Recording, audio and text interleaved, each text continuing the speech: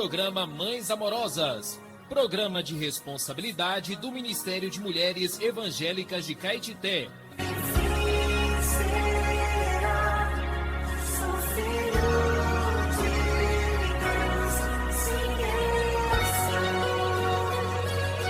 Queridas irmãs em Cristo, está iniciando o programa Mães Amorosas, o Ministério de Mulheres da Igreja em Caetité. Este programa é feito com muito amor e carinho, especialmente para você. Bom dia, queridas ouvintes do programa Mães Amorosas. Hoje, 16 de maio, o provérbio nos diz assim: o coração alegre aformoseia o rosto, mas com a tristeza do coração o espírito se abate. Provérbios 15:13. Temos como título hoje: Coração alegre, rosto bonito. O melhor tratamento de beleza é alegria no coração. Nada deixa o rosto de uma pessoa mais bonita do que um semblante contente e sorridente. Depois que Adão escolheu viver pela sua própria capacidade de tomada de decisão, rejeitando a Deus que queria ser tudo para ele, a vida humana se resumiu em fadigas, enfado e tristeza. Na parábola do bom samaritano, Jesus falou a respeito de um homem que caiu em mãos de salteadores, os quais, depois de tudo lhe roubarem e lhe causarem muitos ferimentos, retiraram-se, deixando-o semi-morto. Tanto o sacerdote como o levita, que desciam casualmente pelo mesmo caminho, passaram de largo. O mundo em que vivemos é dominado por Satanás e Jesus já nos alertou que o ladrão vem somente para roubar, matar e destruir. João 10:10. Mas certo samaritano passou-lhe perto e, vendo-o, compadeceu-se dele. E, chegando-se, cuidou dos seus ferimentos, aplicando-lhe óleo e vinho, e, colocando-o sobre o seu próprio animal, levou-o para uma hospedaria e tratou dele.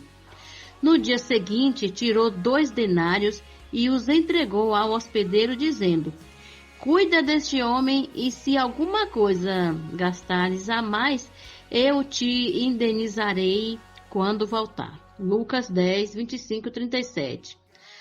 Todo homem vive sobrecarregado com as pressões do dia a dia. A boa nova é que Jesus chama a todos os que estão cansados e sobrecarregados, porque ele os livrará. Mateus 11, 28, 30. A hospedaria hoje é a igreja onde o Senhor deixou todos os seus filhos para serem curados dos ferimentos e viverem com alegria.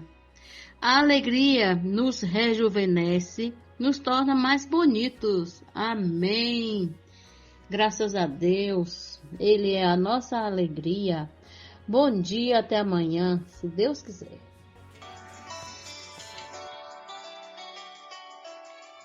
Alimento diário. Série Vida e Edificação. Autoria Pedro Dong. Leitura Maraísa Garcia. Levantar antes de qualquer outra coisa. Faça uma respiração da vida.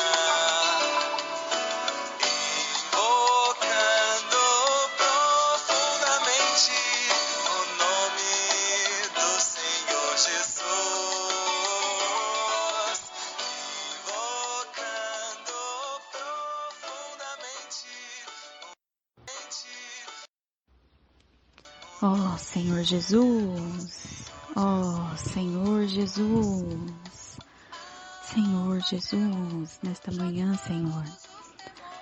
Ó Senhor Jesus, vem nos abençoar, vem com a Tua palavra, preencher todo o nosso ser, Senhor. Senhor Jesus. Amém, amadas. Vamos ler hoje o alimento diário. O livro é Você está disposto a mudar de vida? Senhor Jesus, Vamos ler com oração João 8,18. De novo lhes falava Jesus, dizendo: Eu sou a luz do mundo. Quem me segue não andará nas trevas, pelo contrário, terá a luz da vida. A luz do mundo separa e a luz da vida governa. Quando somos iluminados pela luz, percebemos a realidade de nossa própria condição. Essa exposição dá ao Senhor a oportunidade de purificar nosso interior de toda a arrogância e prepotência, libertando-nos da tendência de acusar e apontar os pecados alheios. Diante de Jesus, os acusadores da mulher adúltera, sentindo-se culpados em sua própria consciência, se retiraram. Em seguida, erguendo-se Jesus e não vendo a ninguém, mas além da mulher, perguntou-lhe: Mulher, onde estão os teus acusadores? Ninguém te condenou? Respondeu ela: Ninguém, Senhor. Então lhe disse Jesus: Nem eu tampouco te condeno. Vai, não peques mais. Jesus, como a luz do mundo, revela a verdadeira natureza do homem, separando luz e trevas. Além de ser a luz do mundo, Jesus também se apresentou como a luz da vida. De novo lhes falava Jesus, dizendo: Eu sou a luz do mundo. Quem me segue não andará nas trevas, pelo contrário, terá a luz da vida. Poucos fazem distinção entre a luz do mundo e a luz da vida. Quando somos expostos pela luz, qual é a nossa reação? Podemos reagir positivamente e reconhecer nossa condição caída, arrepender-nos, mudar nosso viver e permanecer na luz do Senhor sob restrição. Ou podemos optar por fugir da luz, para não ser incomodados nem perturbados por ela. Se permanecermos na luz, sendo restringidos na alma, nossa conduta mudará. No entanto, muitos não estão dispostos a mudar de vida. Por isso o Senhor diz: Eu sou a luz do mundo. Quem me segue? Para seguir o Senhor Jesus, que é a luz do mundo, a reação positiva é necessária. Se fugirmos, continuaremos nas trevas, mas se o seguirmos, não andaremos mais nas trevas. Pelo contrário, teremos a luz da vida. Para melhor ilustrar a distinção entre luz do mundo e luz da vida, leiamos sobre a criação da luz. Disse Deus: haja luz, e houve luz. E viu Deus que a luz era boa, e fez separação entre a luz e as trevas. Chamou Deus a luz dia e as trevas noite. Houve tarde e manhã, o primeiro dia. A luz do primeiro dia fez separação entre luz e trevas. No segundo dia, Deus criou o firmamento. No terceiro dia, fez aparecer a porção seca da terra. Depois, mesmo já tendo criado a luz, no primeiro dia, Deus criou os luzeiros no quarto dia.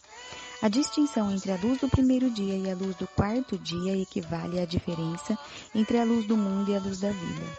A luz do primeiro dia separa luz e trevas, mas a luz do quarto dia dá direção, fornece uma referência sobre nossa localização e nos indica onde ir. Enfim, a luz do quarto dia é para estabelecer um governo. Deus estabelece Cristo para governar a igreja por meio do evangelho do reino. Aqueles que são expostos pela luz do primeiro dia e nela permanecem, desejam prosseguir e segui-la. Automaticamente, aceitam ser governados por Cristo. Todavia, a maioria não quer perder sua liberdade. Por isso, todos os escribas e fariseus foram embora, ficando apenas Jesus e a mulher adúltera. Essa mulher ficou porque era pecadora. Quem se julga muito bom, como um fariseu que se vangloria de seus jejuns, de suas esmolas e de suas ações, acusa os outros e não permanece na luz. Quem se considera pecador como o publicano que batia no peito e suplicava: ó Deus, sê propício a mim, pecador, descerá justificado para casa. Mas o outro, que se achava bom, não. Porquanto o fariseu se achava bom e não queria mudar de vida, ele não permaneceu na luz. Quem permanece na luz perde a liberdade de ir aonde quiser ou fazer o que quiser. Por isso, irmãos, permaneçamos na luz e sigamos o Senhor Jesus, pois pois assim seremos guiados pela luz da vida. Aleluia, Senhor Jesus.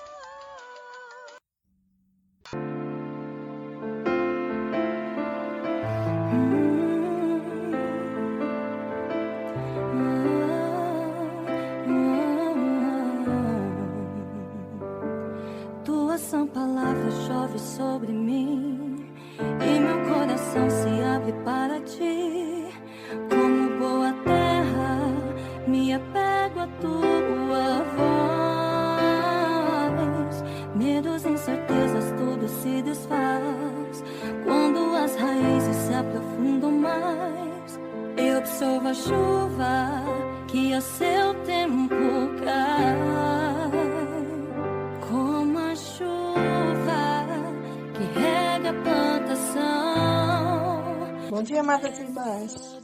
Esse é o programa Mães Amorosas. Bom dia, irmã Lene. Obrigada por trazer pra gente provérbios, palavras de sabedoria. Amadas irmãs, queridas ouvintes, você que acompanha a gente todos os dias, seja bem-vinda, que a paz do Senhor entre na sua casa nesta manhã, trazendo muita harmonia no lar. Como é gostoso, né? Quando a gente está em casa, em família, e tá aquele dia tão gostoso, tomando café, conversando, né? Um ambiente familiar é tão gostoso, né, irmãs? Que delícia quando a gente tem um ambiente gostoso em casa, né?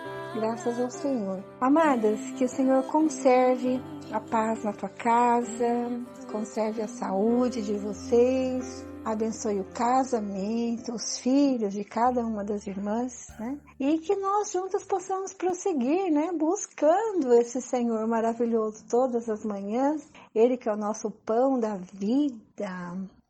Oremos ao nosso Senhor. Deus Todo-Poderoso, obrigado pela Tua palavra que sempre nos dá direção. Sem palavra, sem verdade, o Seu povo se corrompe. Por isso, graças a Deus, nos tempos finais, nós temos a Sua palavra, nos direcionando, nos levando a praticá-la, nos levando a ter um viver de realidade, porque a verdade revelada a nós nos leva a viver uma vida de realidade.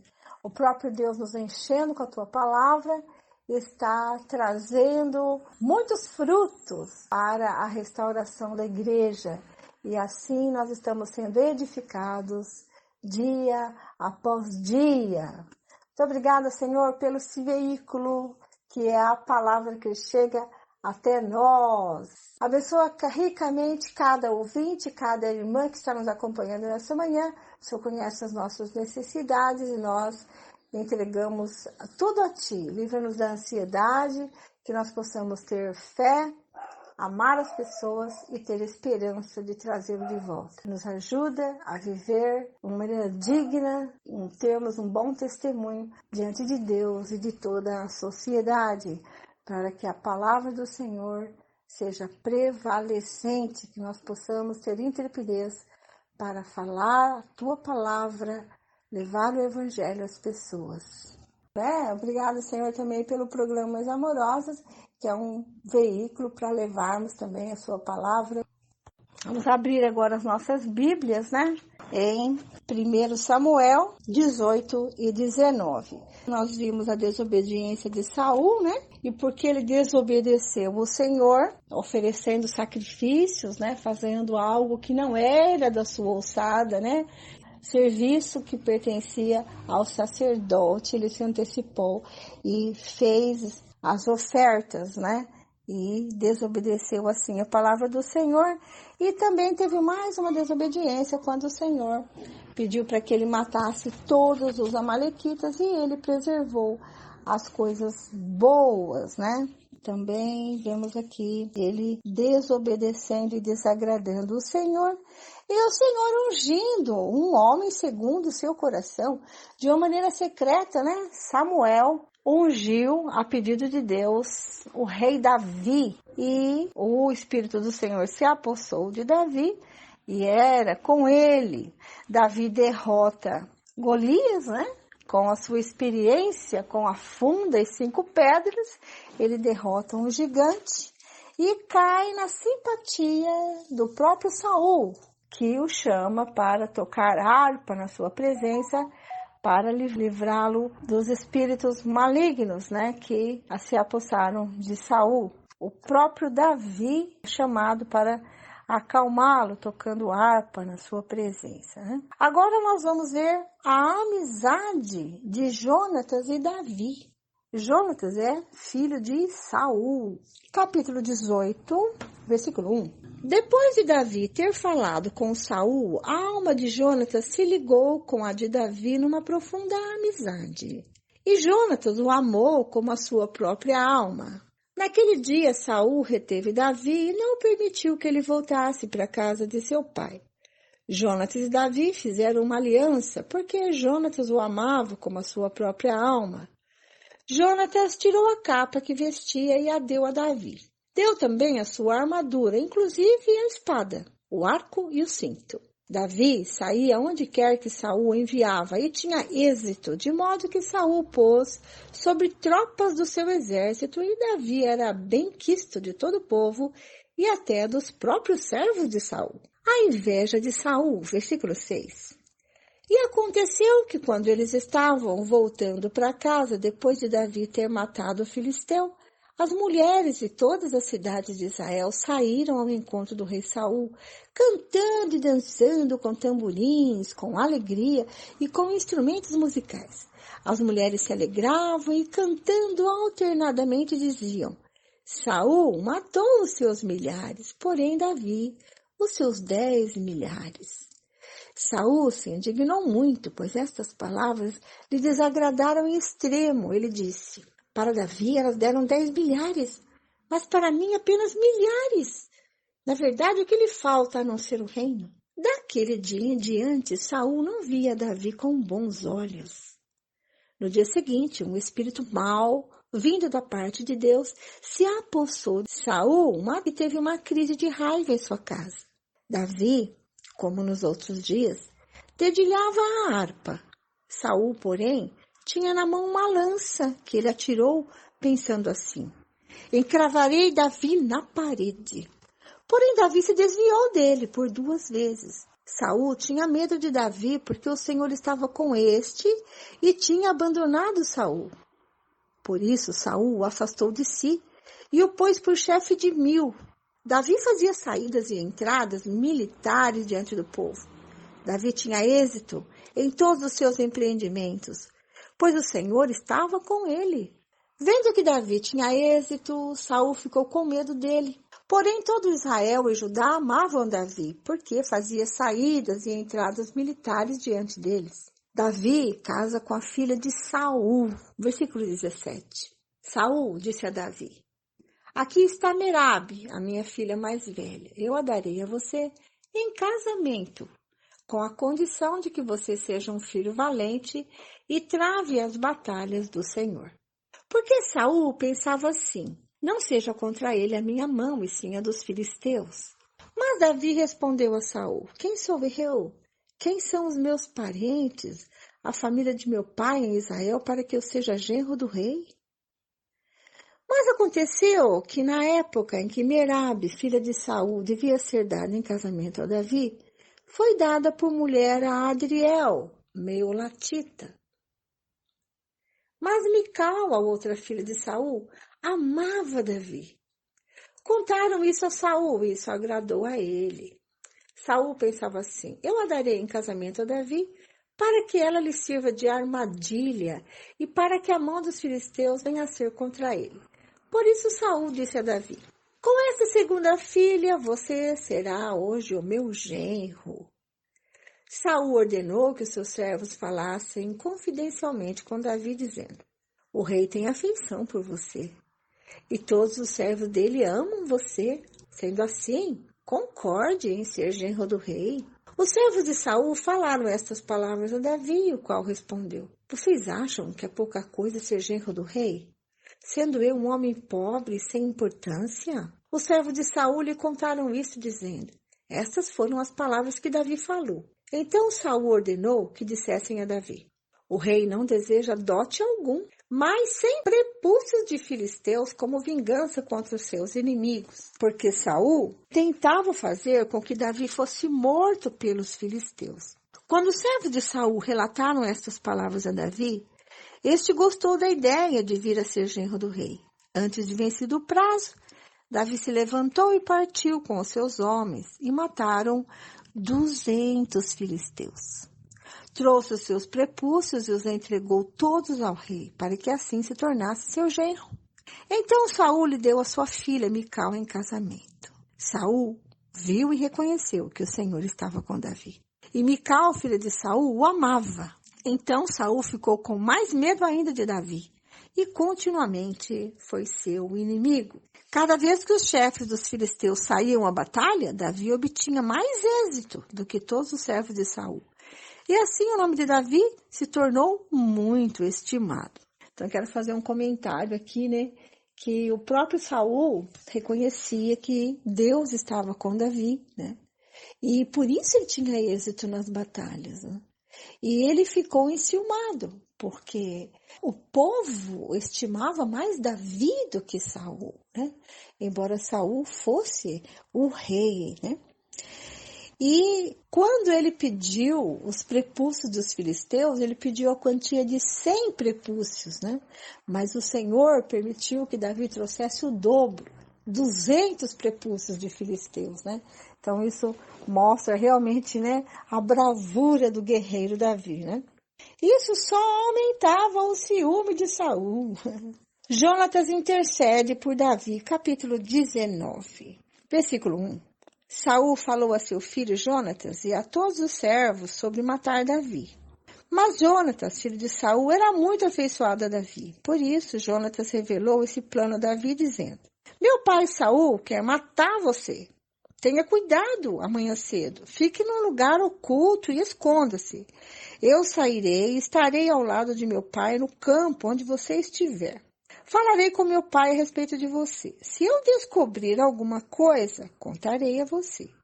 Então Jonatas falou bem de Davi a Saul, seu pai, né? E lhe disse que o rei não peque contra o seu servo Davi, porque ele não pecou contra você. Pelo contrário, o que ele tem feito é muito bom para você. Arriscando a sua vida, ele matou o filisteu e o Senhor efetuou grande livramento a todo Israel. Você mesmo viu isso e ficou contente. Por que então você pecaria contra sangue inocente, matando Davi sem motivo? Saul atendeu a voz de Jonatas e jurou: tão certo como vive o Senhor, ele não morrerá. Jonatas chamou Davi, contou-lhe todas estas palavras e o levou a Saul. E Davi esteve diante de Saul como antes. Saul procura de novo matar Davi. Versículo 8. E tornou a haver guerra. Davi lutou contra os filisteus e os feriu com grande derrota, e eles fugiram dele. E o espírito mau enviado da parte do Senhor veio sobre Saul. Ele estava sentado em sua casa com a sua lança na mão, enquanto Davi dedilhava a harpa. Saul tentou encravar Davi na parede, porém ele se desviou e a lança foi se encravar na parede. Então Davi fugiu e escapou. Porém, naquela mesma noite, Saul mandou mensageiros à casa de Davi que o vigiasse para ele o matar pela manhã.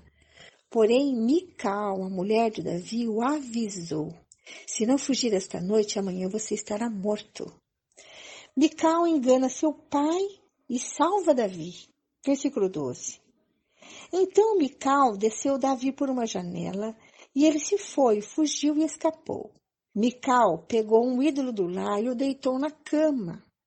Pôs um tecido de pelos de cabra sobre a cabeça do ídolo e o cobriu com um manto. Quando Saul enviou mensageiros para prender Davi, Mical disse: ele está doente. Então Saul mandou mensageiros que fossem ver Davi, dizendo: tragam Davi, mesmo que esteja na cama, para que eu o mate. Quando os mensageiros entraram, eis que na cama estava apenas o ídolo do lar, com o tecido de pelos de cabra ao redor da cabeça. Então Saul disse a Mical: por que você me enganou assim e deixou o meu inimigo escapar? Mical respondeu: porque ele me disse: deixa-me ir, senão eu mato você. Saul e seus mensageiros profetizam. Assim Davi fugiu e escapou e foi até onde Samuel estava em Ramá. Ele contou tudo o que Saul lhe havia feito. Então se retiraram ele e Samuel e ficaram na casa dos profetas. Saul ficou sabendo que Davi estava na casa dos profetas em Ramá. Então Saul enviou mensageiros para trazerem Davi. Quando viram um grupo de profetas profetizando, liderados por Samuel, o Espírito de Deus veio sobre os mensageiros de Saul e também eles profetizaram. Quando soube disso, Saul enviou outros mensageiros e também esses profetizaram. Então Saul enviou um terceiro grupo de mensageiros, os quais também profetizaram. Então o próprio Saul foi a Ramá.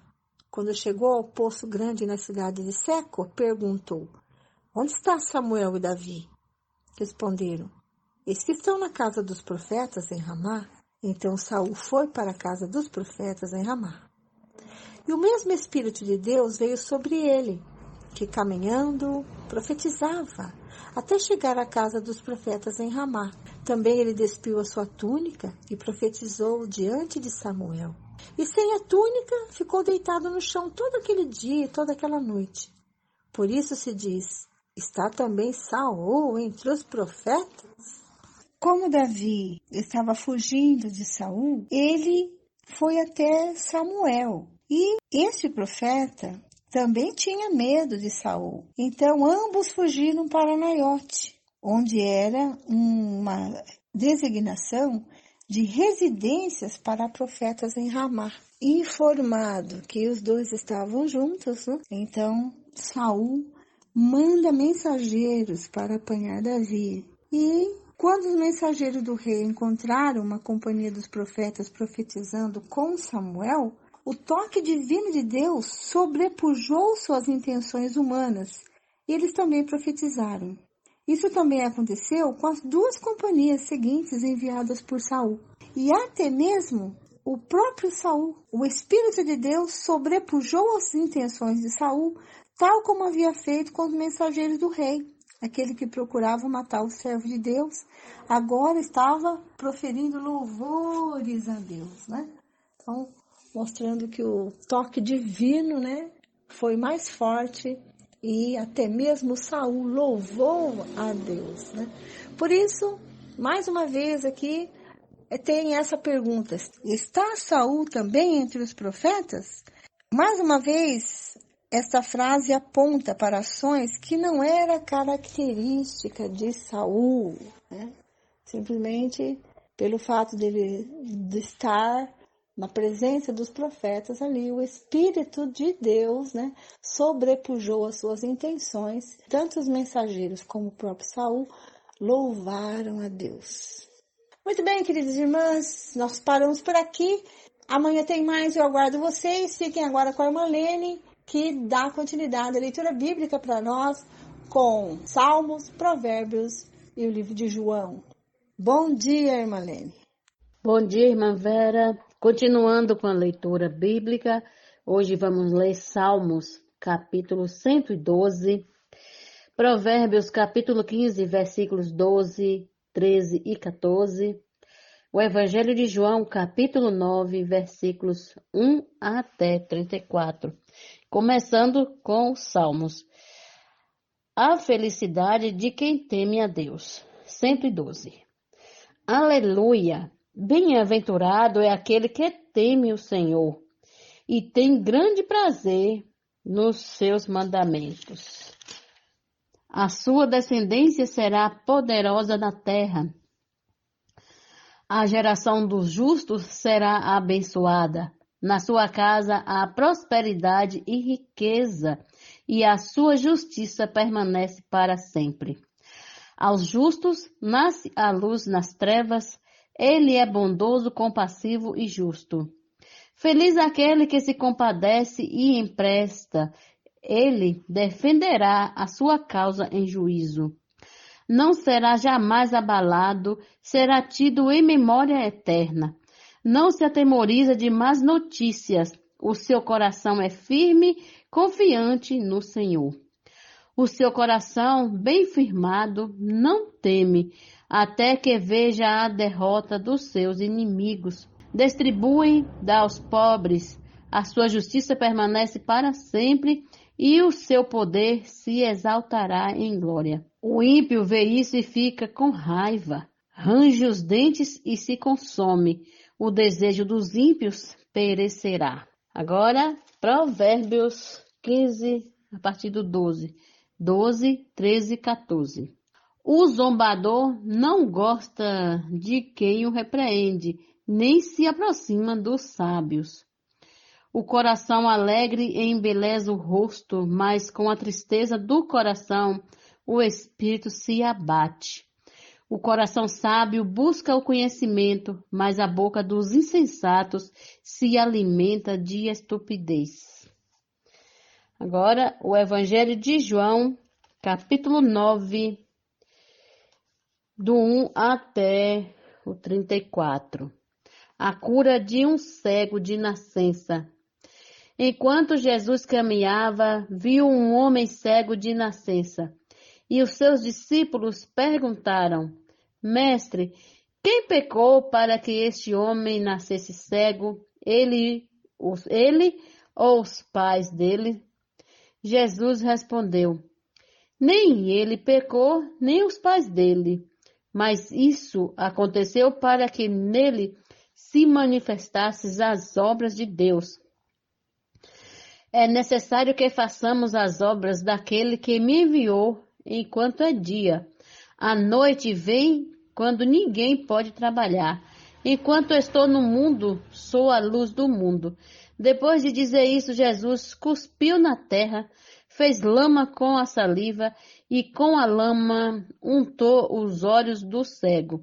Então disse ao cego: Vá lavar-se no tanque de Siloé. Siloé quer dizer enviado. O cego foi, lavou-se e voltou vendo. Então os vizinhos e os que antes o conheciam de vista como mendigo perguntavam: Não é este o que ficava sentado pedindo esmolas?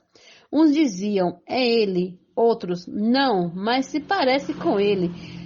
O homem dizia: Sou eu. Então lhe perguntaram: Como foram abertos seus olhos?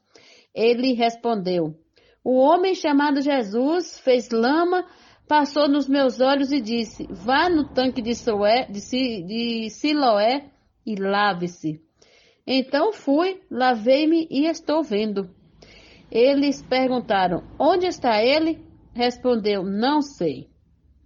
Levaram aos fariseus aquele que antes era cego, e era sábado, o dia em que Jesus fez a lama e lhes abriu os olhos. Então os fariseus lhe perguntaram outra vez como podia ver. Ele respondeu: Ele pôs lama sobre os meus olhos, lavei-me e estou vendo. Por isso alguns dos fariseus diziam: Esse homem não é de Deus, porque não guarda o sábado. Mas outros diziam: Como pode um homem pecador fazer sinais como estes? E houve divisão entre eles. De novo perguntaram ao cego: O que você diz a respeito dele, uma vez que ele abriu os olhos? Ele respondeu: É um profeta. Os judeus não acreditaram que ele tinha sido cego e que agora podia ver, enquanto não chamaram os pais dele e lhes perguntaram: É este o filho de vocês, que vocês dizem que nasceu cego? Como é que agora ele está vendo? Então os pais responderam: Sabemos que este é o nosso filho e que nasceu cego, mas não sabemos como agora está vendo. E também não sabemos quem lhe abriu os olhos. Perguntem a ele, pois já tem idade e poderá falar por si mesmo. Os pais deles disseram isso porque estavam com medo dos judeus, pois estes já tinham combinado que se alguém confessasse que Jesus era o Cristo, seria expulso da sinagoga. Foi por isso que os pais deles disseram: Ele já tem idade e poderá falar por si mesmo. Então chamaram pela segunda vez o homem que tinha sido cego e lhe disseram: Diga a verdade diante de Deus. nós sabemos que esse homem é pecador. Ele respondeu: se é pecador, não sei. Uma coisa sei, eu era cego e agora vejo. Perguntaram outra vez: o que ele fez a você? Como lhe abriu os olhos? Ele respondeu: já lhes disse, mas vocês não ouviram. Porque querem ouvir outra vez? Por acaso vocês também querem se tornar discípulo dele?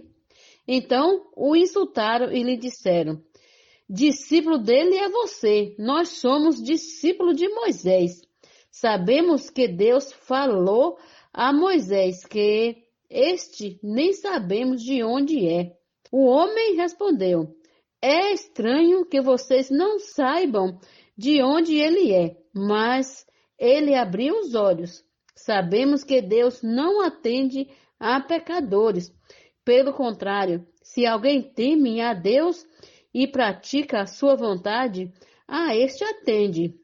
Desde que o mundo existe, jamais se ouviu que alguém tenha aberto os olhos a um cego de nascença. Se este homem não fosse de Deus, não poderia ter feito nada. Mas eles disseram: você nasceu cheio de pecado e quer nos ensinar? E os expulsaram. Até amanhã com mais uma leitura bíblica. Bom dia.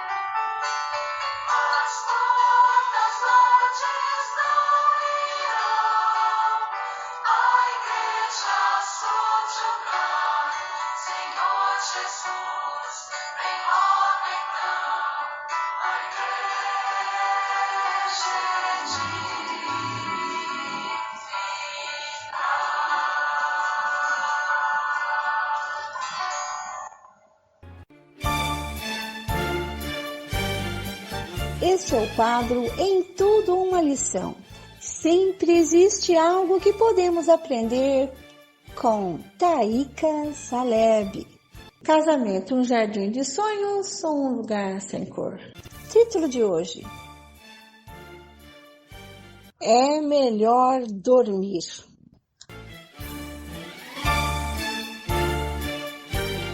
Recebam com carinho, Taíca Saleb. Após dizer ao homem que lhe daria um complemento, uma auxiliadora idônea, Deus trouxe todos os animais do campo e todas as aves dos céus a Adão para ver como este lhe chamaria. Depois de executar a tarefa de dar nome a todas as criaturas, parece que Adão, em certo sentido, ficou desapontado. Entre todos os bichos, não podia encontrar nenhum que combinasse com ele, que fosse seu complemento. Deus percebeu o desapontamento do homem e então lhe fez cair um pesado sono, e assim o homem adormeceu.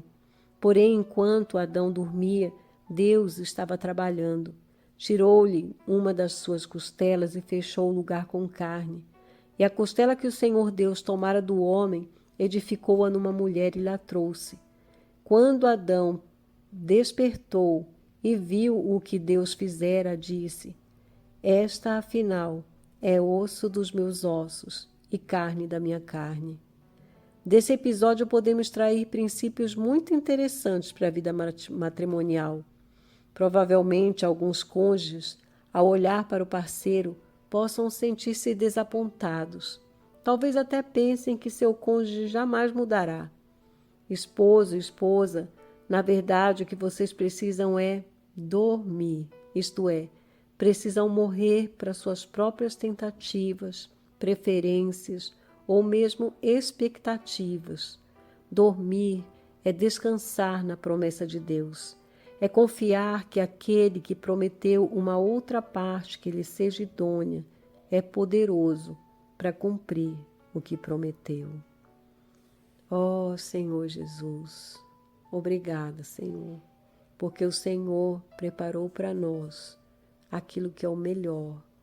Senhor, queremos enxergar com os teus olhos e sempre ter esperança em Ti, porque o Senhor é um Deus fiel. Obrigada, Senhor. Esse texto foi extraído do livro Casamento, um jardim de sonhos ou um lugar sem cor? Posso orar por você, orar com você, por sua vida, por sua família. Somos mulheres de oração. Posso orar por você? Posso orar por você, orar com você. Estamos recebendo no nosso programa a irmã intercessora Nilza Oliveira. Muito obrigada, irmã, pela sua colaboração com o programa Mães Amorosas. Vamos recebê-la com muito carinho. Obrigada, irmã, pela sua colaboração com o programa Mães Amorosas. Bom dia, amados ouvintes. Que a paz do nosso Senhor Jesus Cristo reine em nosso lar e também com as nossas queridas irmãs. Em nome de nosso Senhor Jesus Cristo. Ó Senhor Jesus, agora vou ler um versículo que está em Jeremias 29:11, que fala assim: Eu é que sei que pensamento tenho a vosso respeito, diz o Senhor, pensamento de paz e não de mal, para vos dar o fim que desejais. Porque sou eu que conheço os planos que tenho para vocês, diz o Senhor, planos de fazê-los prosperar, não de causar danos, planos de dar esperanças, um futuro. Ó Senhor Jesus, esse versículo mostra que tipo de sentimento Deus tem a nosso respeito. Ele não deseja nos fazer mal. Pelo contrário, Ele quer nos fazer prosperar e deseja que tenhamos esperança de um futuro. Ó Senhor Jesus, planos para os adolescentes se aproximar mais dele, trazer paz. Esse é o plano que Deus deseja para nós, que temos paz e um coração voltado para o Senhor. Ó Senhor Jesus, agora quero orar por cada ouvinte e também pelas nossas irmãs.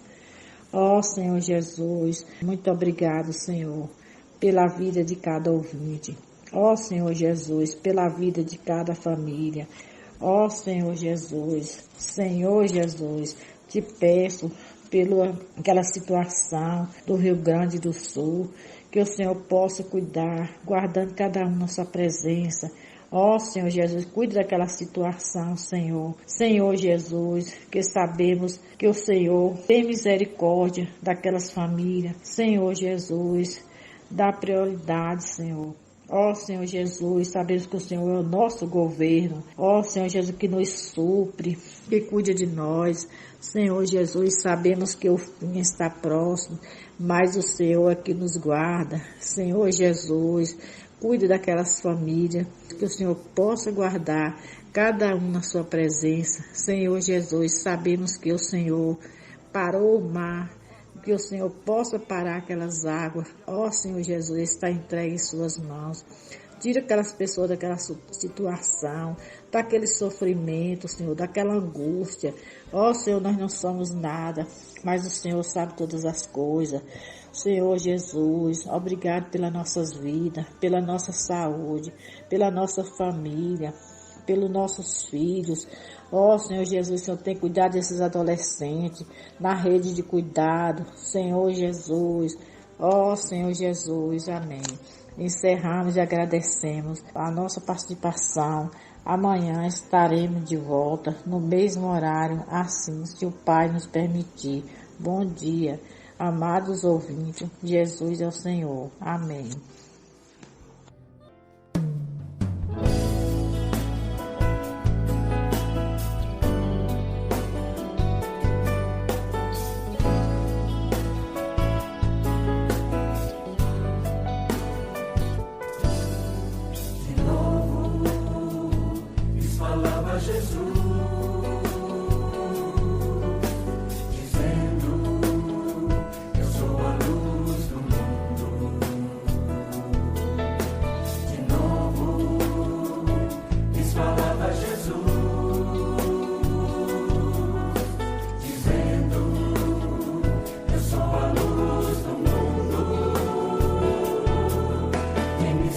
Não andará nas trevas.